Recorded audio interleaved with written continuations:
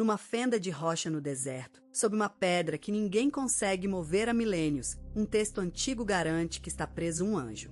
Não um anjo caído por orgulho, como se costuma contar nas versões mais simples desta história, mas um anjo caído por ensinar. O seu nome era Azazel, e o livro de Enoque afirma que foi por causa dele, e de mais 200 como ele, que Deus decidiu apagar quase toda a vida da terra com água.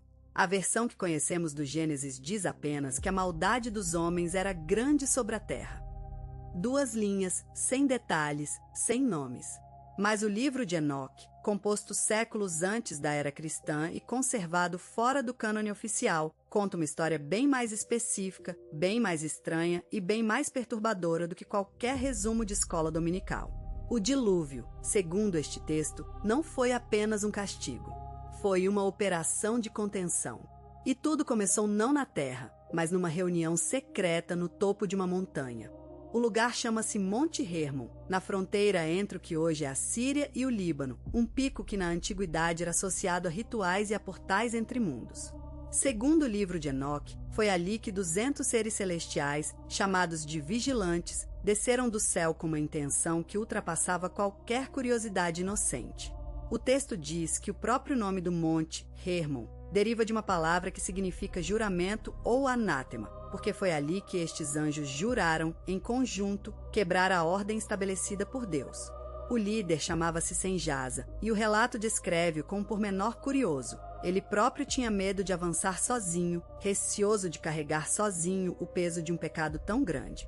Por isso propôs que todos jurassem em conjunto, amarrando-se uns aos outros por um compromisso mútuo para que nenhum pudesse recuar. Desentos onjo suicidaram, e desceram à terra para se misturarem com as filhas dos homens. Mas misturar-se não era o único plano. Cada um destes vigilantes trazia consigo um dom, e cada dom tornou-se uma arma.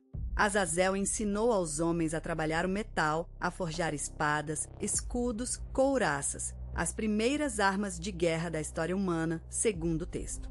Ensinou também às mulheres a arte dos cosméticos, dos adornos preciosos, das técnicas para embelezar o corpo de forma a seduzir. Outro vigilante, chamado Baraquijal, ensinou astrologia. Cocabel revelou os segredos das constelações. Chanciel e Sariel decifraram para os homens os sinais do sol e da lua, permitindo prever o tempo, manipular calendários, controlar colheitas e rituais. Parece conhecimento inofensivo, quase avanço civilizacional. Mas o livro de Enoque é categórico. Este saber não foi dado para libertar a humanidade, foi entregue fora de tempo, fora de ordem e usado para dominar, seduzir e armar. O texto chama-lhe impiedade que se espalhou como fogo pela terra. Da união entre estes anjos e as mulheres humanas nasceram os Nefilins, gigantes cuja estatura, segundo algumas versões do texto, ultrapassava os 3.000 covados, uma exageração propositada para transmitir algo simples. Eram criaturas que não pertenciam a este mundo, híbridas, desproporcionadas, insaciáveis. E foi essa insaciabilidade que se tornou o verdadeiro problema. Os nefilins começaram por consumir tudo que os homens produziam nos campos. Quando a produção humana deixou de ser suficiente, viraram-se para os próprios homens. O livro de Enoque descreve, sem rodeios, que os gigantes passaram a devorar os humanos, depois as aves, depois os animais selvagens, depois os répteis, até que, esgotada toda a carne disponível, começaram a devorar-se uns aos outros e a beber sangue. Não há aqui metáfora de pecado abstrato. Há um relato de colapso ecológico e social, de uma cadeia alimentar invertida, de violência que se multiplica porque a fonte que a criou nunca deveria ter existido. E é aqui que o livro de Enoque introduz uma imagem que não existe no Gênesis: a terra que sofre tem voz.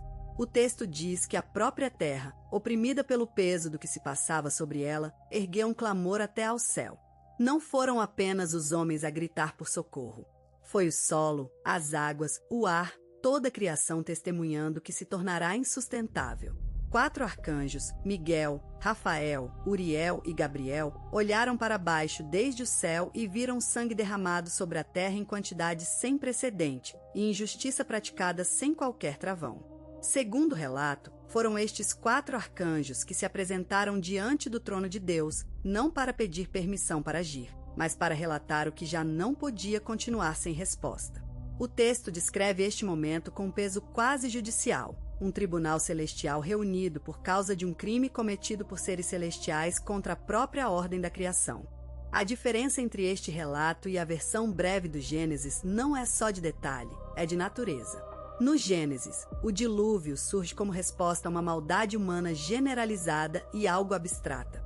No livro de Enoque, o dilúvio surge como resposta a uma violação de fronteira muito concreta. Seres que nunca deveriam ter tido descendência na Terra geraram uma linhagem que estava a devorar o mundo, e um conhecimento que nunca deveria ter sido partilhado estava a ser usado para fabricar armas e manipular corações. Deus, perante o relatório dos arcanjos, não decide simplesmente destruir por ira. Decide, segundo o texto, restaurar uma ordem que tinha sido deliberadamente quebrada por quem deveria protegê-la. E a resposta não foi apenas a água. Foi uma sequência de sentenças específicas, uma para cada tipo de transgressor, como se de um julgamento com vários réus se tratasse. A primeira sentença foi para Azazel. Rafael recebeu a ordem de o amarrar de mãos e pés e lançá-lo para a escuridão, num lugar chamado Dudael, no deserto, cobrindo-o depois com pedras afiadas, condenando-o à escuridão até ao dia do juízo final. E o texto acrescenta um detalhe estranho. Toda a terra seria atribuída a Azazel como responsável pela corrupção que nela se espalhara, como se ele se tornasse, sozinho, o rosto simbólico de todo mal introduzido. Séculos depois, no ritual judaico do Yom Kippur, um bode é enviado ao deserto carregando os pecados do povo, num nome que os estudiosos associam diretamente a este mesmo Azazel. A segunda sentença foi para Senjasa e os companheiros que juraram com ele no Hermon. Seriam presos durante 70 gerações até ao julgamento definitivo. A terceira sentença, dada a Gabriel, foi mais direta ainda, e incitar os próprios nefilins a destruírem-se uns aos outros, gigante contra gigante, até que nenhum sobrevivesse pela mão de fora. Mas antes de qualquer punição se cumprir, havia ainda um aviso a dar. Uriel foi enviado um homem chamado Noé para lhe revelar o que estava para vir, que a terra seria destruída por um dilúvio e que ele deveria preparar-se para escapar com os seus. Enoque, o próprio autor do relato, surge no texto não como observador distante, mas como mensageiro incômodo. É a ele que os vigilantes presos pedem para intercederem junto de Deus, na esperança de perdão. E é Enoque quem lhes devolve, sem suavizar, a resposta que recebeu. Não haverá paz para eles, nem agora nem depois. A cena tem uma tensão quase impossível de imaginar. Um homem mortal a comunicar a anjos caídos que o seu destino está selado, sem margem para negociação, sem margem para súplica. Quando o dilúvio finalmente chega, o texto sugere que ele não vem apenas lavar a maldade dos corações humanos. Vem, sobretudo, apagar fisicamente os corpos híbridos que nunca deveriam ter existido. Mas há uma consequência que o livro de Enoque explora e que o Gênesis nunca menciona. Os corpos dos nefilins morrem na água, mas os seus espíritos, nascidos de uma união entre o angélico e o humano, não desaparecem por completo.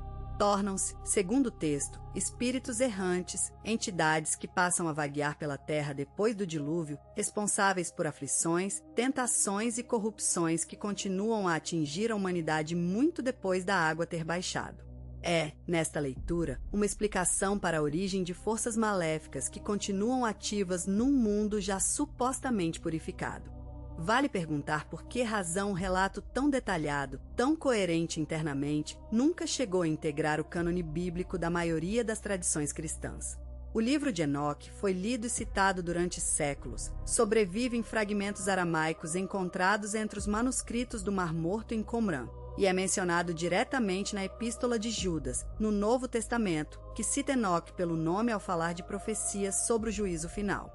Ainda hoje, a Igreja Ortodoxa Etíope mantém este texto como parte do seu cânone oficial. Mas noutras tradições, o relato foi deixado de fora, talvez precisamente por levantar perguntas incômodas. Se o mal entrou no mundo através de uma transgressão celestial e não apenas através de uma escolha humana, o que é que isso muda na forma como pensamos a origem do sofrimento?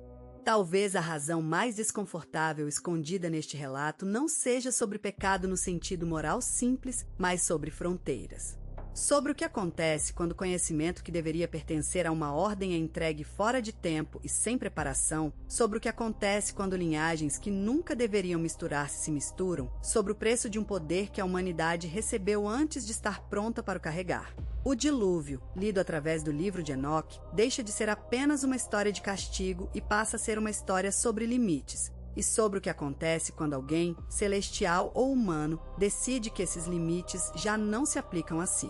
Fica então uma pergunta concreta para refletir. Se os vigilantes ensinaram à humanidade metalurgia, astrologia e as artes da sedução antes do dilúvio, achas que parte desse conhecimento sobreviveu à catástrofe e continuou a moldar civilizações posteriores, ou acreditas que se perdeu definitivamente nas águas?